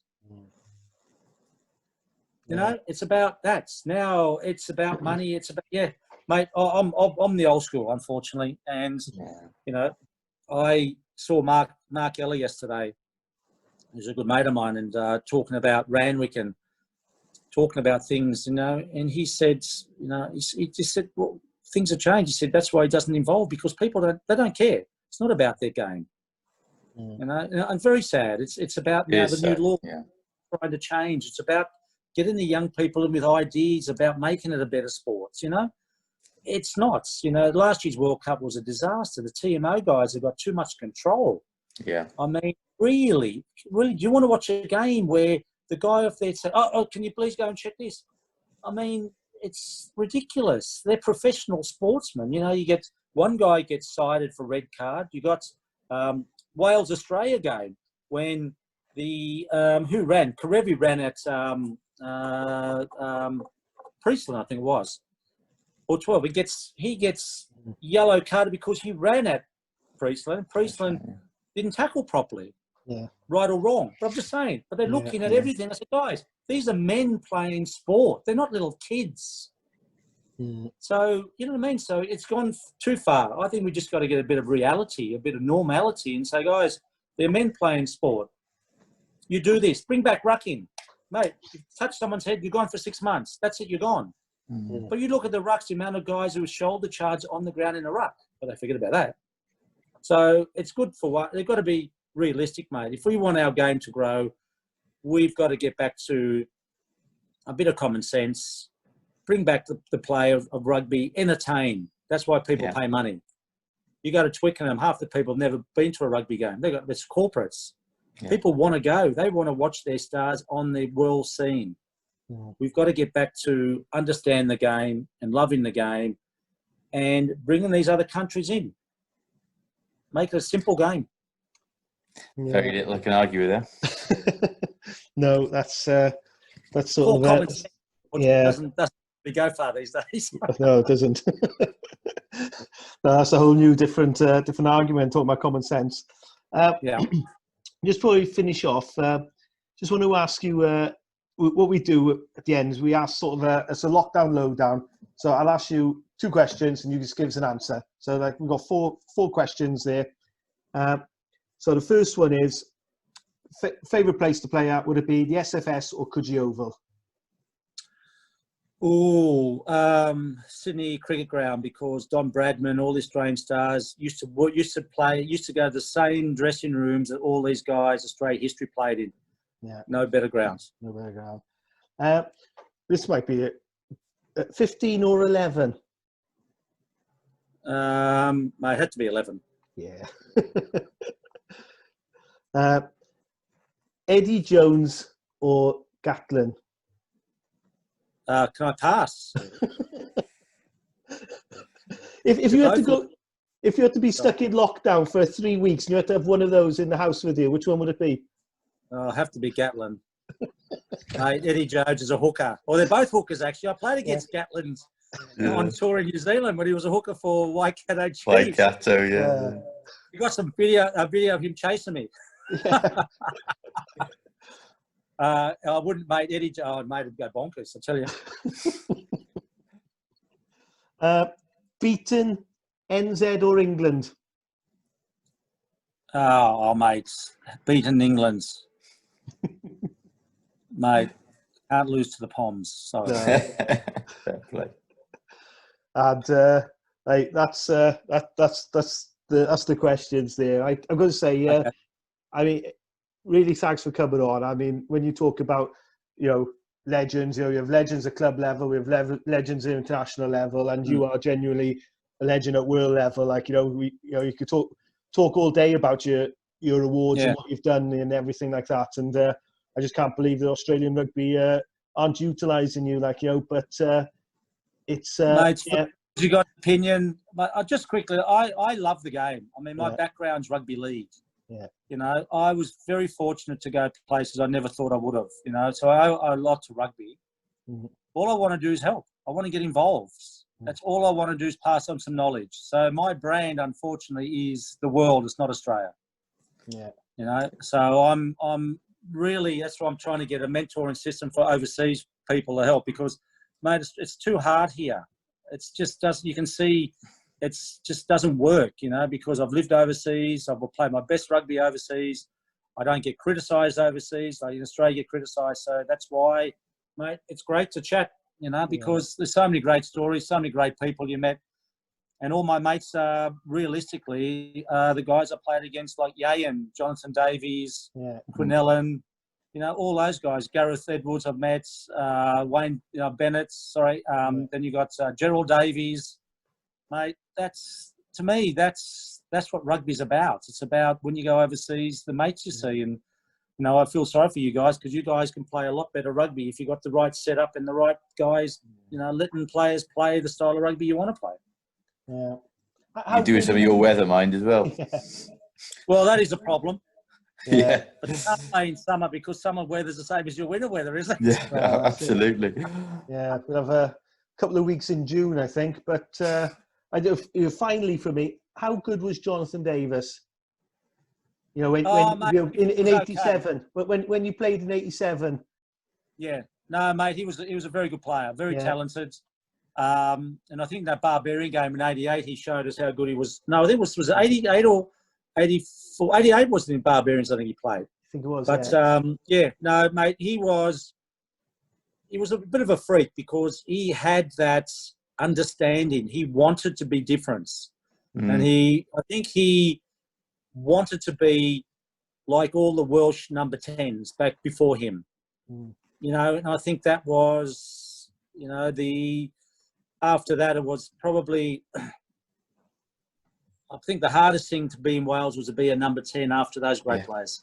Yeah. But I think he took it on and made it his own. No, that's that's brilliant. All right, anything you want to add, Campo? That's it. No, it's just that as I said, I love the game. It is very frustrating. A shame that you can't speak your mind anymore. And I just think that the game of rugby is about entertaining. Yeah. If you don't entertain, people won't come. Yeah. That's very, very true. Cam, it'll be fantastic speaking to you, mate. Thanks for everything. Yeah. No, you're welcome. Get some sleep. You look very tired, guys. Like, I got 2 young kids who are getting up in a couple of hours. I don't know if I'm going to bother going. All right. Good luck for that. Hey, all the best, mate. Thank you very much. That's brilliant. No worries. Cheers, mate. Thank you. Okay. Bye. Bye.